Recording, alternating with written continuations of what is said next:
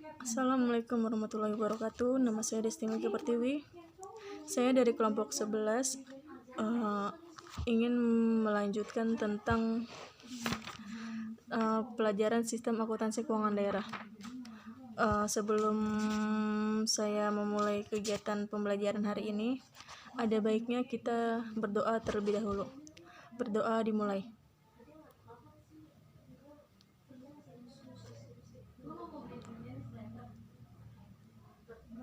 Selesai. Oke, yang pertama itu sistem akuntansi keuangan dan struktur akuntansi keuangan desa atau kelurahan. Menurut Peraturan Menteri Dalam Negeri Nomor 113 Tahun 2014, keuangan desa adalah semua hak dan kewajiban desa yang dapat dinilai dengan uang serta segala sesuatu berupa uang dan barang yang berhubungan dengan pelaksanaan hak dan kewajiban desa. Sistem keuangan desa menggunakan proses akuntansi yang sederhana dan pencatatan yang sederhana sehingga dapat memudahkan dalam praktiknya. Pelaksanaan keuangan desa dilakukan oleh kepala desa. Adapun untuk pelaksanaan teknis pengelolaan keuangan desa atau yang disebut PTPKD. PTPKD itu unsur perangkat desa yang membantu kepala desa untuk melakukan pengelolaan keuangan desa. Adapun pelaksanaan akuntansi keuangan desa yaitu bagian akuntansi desa yang telah direkrut oleh pemerintah desa untuk melaksanakan kegiatan yang berkaitan dengan akuntansi. Selanjutnya ada dasar hukum akuntansi desa. Dasar hukum akuntansi desa itu ada 3. Yang pertama itu Peraturan Pemerintah Nomor 43 Tahun 2014. Yang kedua Permendagri Nomor 113 Tahun 2014. Yang ketiga Permendagri Nomor 20 Tahun 2018. Yang selanjutnya sistem akuntansi desa. Sistem akuntansi desa merupakan sistem yang digunakan untuk proses akuntansi di pemerintahan desa. Sistem akuntansi desa digunakan sebagai dasar untuk menjalankan proses akuntansi desa. Berdasarkan Permendagri Nomor 113 Tahun 2014 mengenai pedoman pengelolaan keuangan desa, sistem akuntansi desa yang digunakan oleh pemerintahan desa meliputi basis akuntansi, sistem pembukuan, dan penyusunan laporan keuangan. Sistem pembukuan berbasis akuntansi, yaitu yang basis akuntansinya yang digunakan yaitu basis kas. Dalam akuntansi basis kas ini, transaksi entitas desa diakui dan dicatat ketika kas diterima atau dibayarkan. Meskipun menggunakan akuntansi berbasis kas, entitas desa harus menyajikan informasi terkait dengan aset, non-kas, dan liabilitas desa di setiap akhir tahun periode yang berjalan. Yang kedua itu sistem pembukuan. Pada akuntansi desa, sistem pembukuan yang digunakan desa adalah sistem single entry, yaitu pencatatan tunggal. Adapun sarana pencatatannya utamanya yaitu buku kas umum yang berfungsi untuk melakukan pencatatan semua jenis transaksi penerimaan dan pengeluaran kas. Selanjutnya, untuk memilah rincian transaksi penerimaan dan pengeluaran berdasarkan jenis kegiatan dibuat buku kas pembantu kegiatan. Selain itu, juga ada buku kas pembantu pajak dan buku bank desa. Yang ketiga itu ada penyusunan laporan keuangan. Pada akuntansi desa, laporan keuangan yang digunakan sebagai pertanggungjawaban kepala desa kepada bupati atau wali kota adalah laporan pertanggungjawaban realisasi pelaksanaan APBD desa. Laporan tersebut berisi informasi pendapatan belanja dan pembiayaan desa. Laporan pertanggungjawaban juga dilampiri dengan laporan kekayaan milik desa yang isinya hampir sama dengan neraca, yaitu berupa informasi tentang aset lancar dan tidak lancar, utang jangka pendek, dan kekayaan bersih yang diperoleh dari selisih antara aset dengan liabilitas.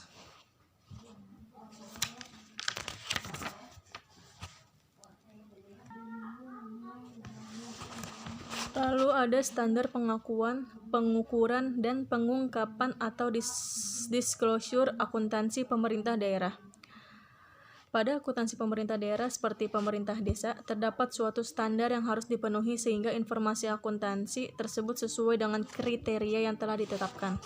Yang pertama ada standar pengakuan akuntansi pemerintah daerah. Tujuan utama akuntansi itu menyajikan informasi ekonomi suatu instansi. Adanya informasi ekonomi tersebut dapat bermanfaat bagi pihak-pihak dalam instansi maupun pihak di luar instansi. Dengan demikian, suatu instansi wajib menetapkan adanya pencatatan penggolongan, analisis, serta pengendalian transaksi dan berbagai kegiatan keuangan. Selanjutnya, hasil tersebut dilaporkan. Dalam prosesnya tersebut, terdapat standar pengakuan dan pengukuran yang digunakan untuk melakukan proses akuntansi. Pengakuan akuntansi adalah suatu bentuk standar atau penetapan terpenuhinya kriteria pencatatan suatu transaksi dalam catatan akuntansi. Pengakuan akuntansi akan menjadi bagian yang melengkapi unsur aset, liabilitas, ekuitas dana, pendapatan, belanja, dan pembiayaan sebagaimana akan termuat pada laporan keuangan entitas pelaporan yang bersangkutan. Lalu yang kedua itu ada pencatatan dan pengukuran akuntansi pemerintah daerah. Proses akuntansi akan terus berulang mulai dari transaksi keuangan sampai dengan penyusunan laporan keuangan. Dalam proses akuntansi ini terdapat standar pencatatan dan pengukuran. Pencatatan adalah kegiatan untuk mengadakan pencatatan atas transaksi keuangan perusahaan atau lembaga yang terjadi ke dalam dokumen bukti transaksi seperti nota, kwitansi, dan cek ke dalam buku harian jurnal yang tersedia pada instansi, baik instansi pemerintah pusat maupun pemerintah daerah dengan cermat dan kronologis. Adapun kegiatan-kegiatan yang termasuk dalam tahap pencatatan dan penggolongan pengukuran akuntansi yaitu adanya penyusunan atau pembuatan bukti-bukti pembukuan atau bukti transaksi. Terus yang kedua, adanya pencatatan ke dalam jurnal, baik jurnal umum maupun jurnal khusus. Yang ketiga, adanya posting atau pencatatan ke buku besar. Lalu selanjutnya adalah pengungkapan akuntansi pemerintah daerah. Pada sistem akuntansi pemerintah daerah, pengungkapan informasi diharuskan oleh pernyataan standar akuntansi pemerintah yang belum disajikan dalam lembaran laporan keuangan. Pengungkapan ini berupa pengungkapan informasi untuk pos-pos aset dan liabilitas yang timbul sehubungan dengan penerapan basis akrual atas pendapatan dan belanja serta rekonsiliasi dengan penerapan basis kas. Selanjutnya itu ada kode akun dan pencatatan elemen akuntansi pemerintah daerah atau desa. Dalam pencatatan transaksi keuangan pada pemerintah daerah atau desa memerlukan catatan transaksi. Catatan akuntansi ini memerlukan suatu alat pencatatan yang berupa bagian dari suatu sistem akuntansi. Tujuannya itu untuk menciptakan suatu sistem akuntansi yang dapat dicatat secara tepat dan lengkap yang disebut akun atau sering disebut rekening. Selanjutnya ada kode akun. Kode akun merupakan kerangka yang menggunakan angka, huruf, atau kombinasi keduanya untuk memberikan tanda atau kode pada akun-akun yang sudah dirancang sebelumnya. Lalu ada kegunaan kode akun. Kode akun dalam akuntansi lembaga atau pemerintah memiliki beberapa kegunaan, yaitu kode akun digunakan untuk melakukan pencatatan data yang akan menjadi dasar penyusunan kegiatan akuntansi lembaga pemerintah hingga pada tahap penyusunan laporan keuangan. Yang kedua, kode akun digunakan untuk mengetahui gambaran keuangan yang terjadi dalam lembaga atau instansi pemerintah secara ringkas. Yang ketiga, kode akun dapat memudahkan identifikasi akun-akun pada buku besar. Selanjutnya ada macam-macam kode akuntansi. Yang pertama itu ada kode numeral, kode kelompok. Kode numerial. Kode numerial itu terbagi ada 3, yaitu kode nomor berurutan, kode kelompok, dan kode blok. Yang kedua ada kode desimal. Yang ketiga itu ada kode mnemonik. Yang keempat ada kode kombinasi huruf dan angka. Lalu selanjutnya ada kode akun akuntansi desa. Dalam akuntansi desa, kode rekening penting untuk digunakan. Penggunaan kode rekening ini sifatnya agar lebih memudahkan dalam mengidentifikasi komponen-komponen laporan akuntansi desa. Kode rekening ini disusun setiap akun dalam laporan akuntansi desa. Hal ini berarti setiap akun memiliki kode rekening.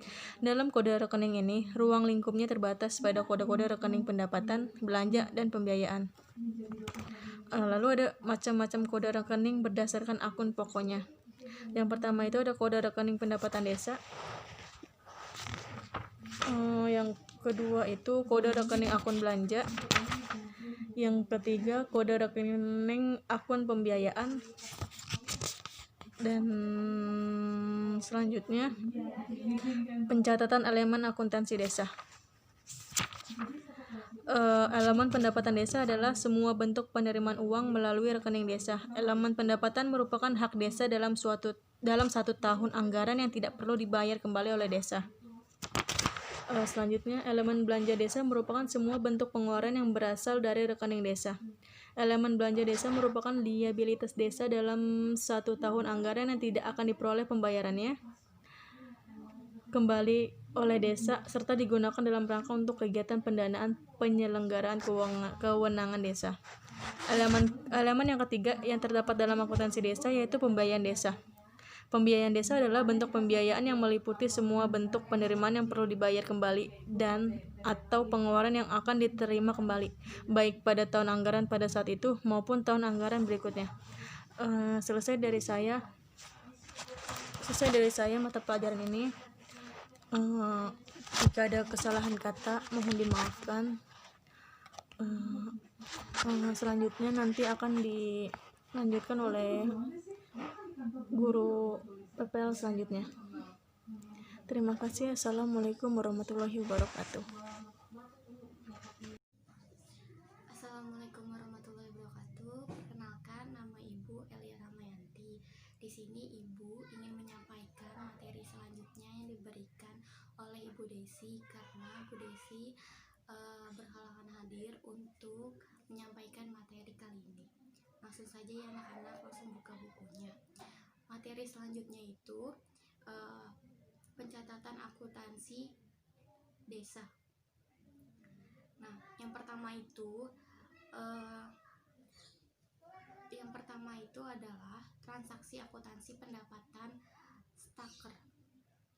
Nah, di situ ada struktur pemerintah daerah, satuan kerja merupakan bagian yang di dalamnya terdapat transaksi keuangan yang didapat dijadikan laporan keuangan.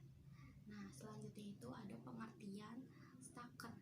Pengertian staker itu suatu atau satuan kerja yang wajib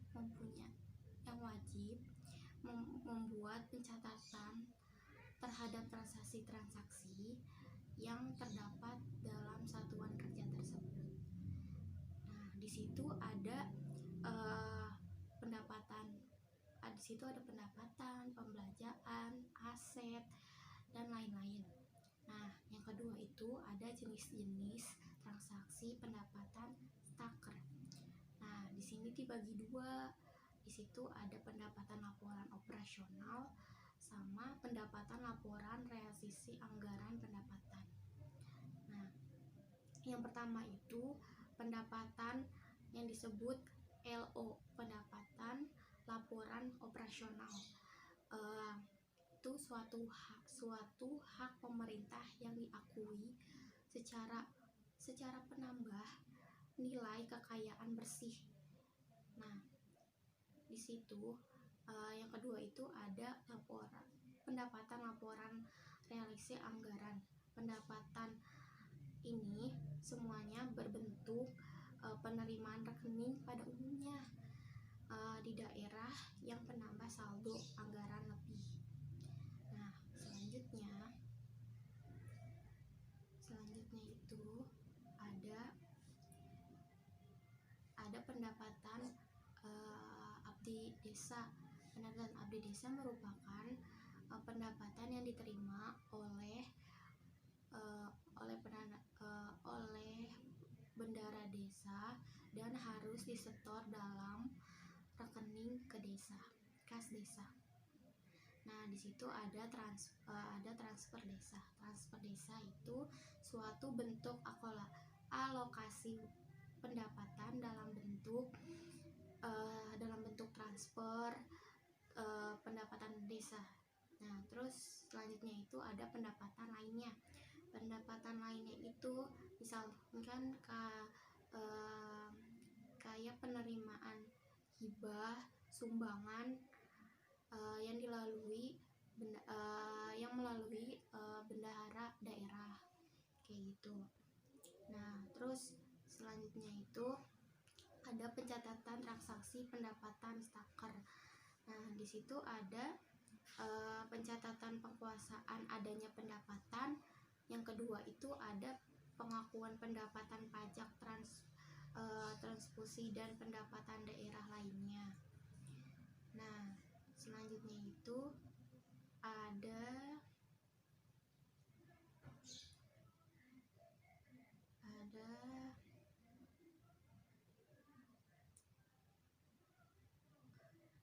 akuntansi belanja. Akuntansi belanja bagi satuan kerja dari desa. Yang pertama itu ada jenis transaksi belanja staker. Nah, jenis belanja staker terdiri atas dua, yaitu beban dan belanja pegawai serta beban belanja barang dan jasa.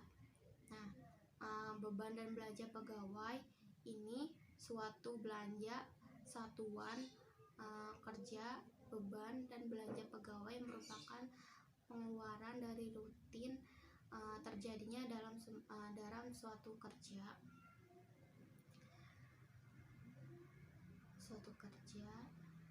Terus yang kedua ini ada beban belanja barang dan jasa. Selain beban dan belanja jasa, pegawai terdapat beban dan belanja untuk barang dan jasa. Beban dan belanja dan jasa ini merupakan salah satu komponen transaksi yang pada umumnya sering terjadi pada suatu kerja. Nah, terus yang kedua itu ada pencatatan transaksi belanja staker. Ini yang pertama itu ada beban dan belanja pegawai. Itu pembayaran beban dan belanja pegawai melalui mekanisme transfer ke bendahara. Selain itu, bendahara melalui pembayaran ke masing-masing pegawai. Terus dia itu membuat jurnal kayak gitu. Nah, jurnalnya itu di situ kayak ada kas bendahara, gaji pokok, terus beban tunjangan, terus kas di bendaharanya, terus belanja gaji pokok, belanja tunjangan kayak gitu. Terus selanjutnya itu ada beban dan belanja barang dan jasa. Nah, di sini ada satu ya, pencatatan beban dan belanja barang dan jasa persediaan dengan menggunakan metode prodik. Nah, menggunakan metode prodik ini digunakan untuk persediaan berdasarkan kebijakan akuntansi. Pencatatan metode ini dilakukan sebagai laporan tertentu. Nah, dengan demikian perbaruan jumlah persediaan pada suatu transaksi menambah atau mengurang gitu. Nah, terus kedua itu ada pencatatan beban belanja barang dan jasa persediaan dengan menggunakan metode perpetual. Nah, berdasarkan kebijakan akuntansi, penggunaan metode perpetual digunakan untuk persediaan dan pencatatan dilakukan pada setiap dokumen transaksi. Oleh karena itu, bendahara harus memperbarui jumlah persediaan pada setiap terjadinya penambahan atau pengurangan kayak gitu. Selanjutnya ada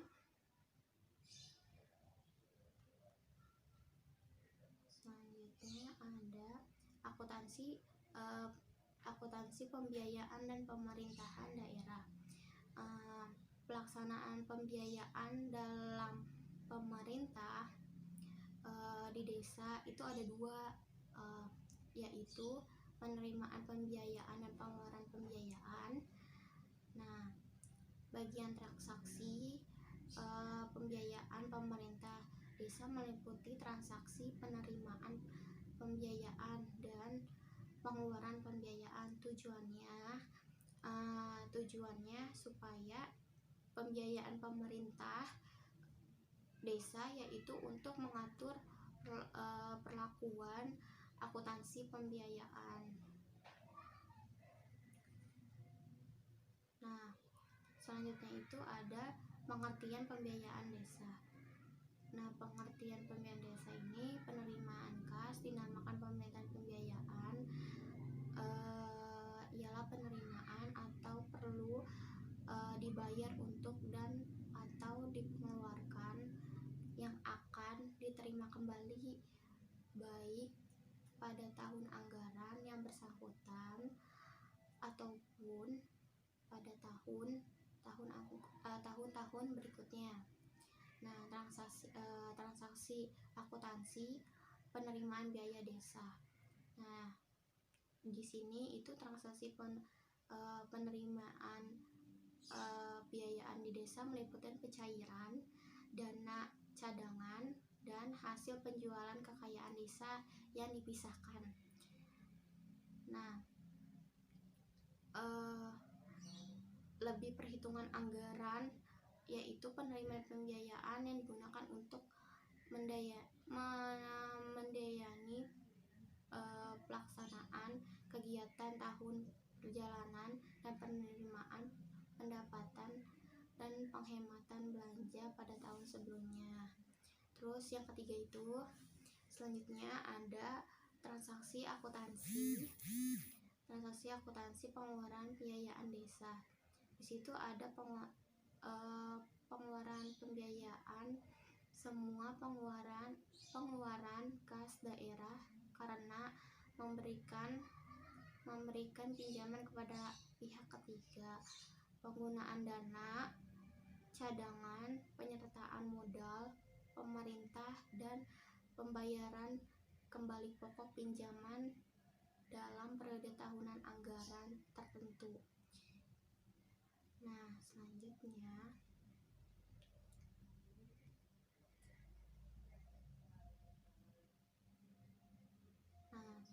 itu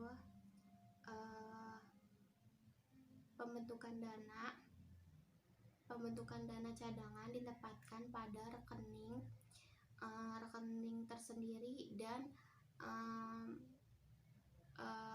anggaran dana itu tidak melebihi tahun akhir masa jabatan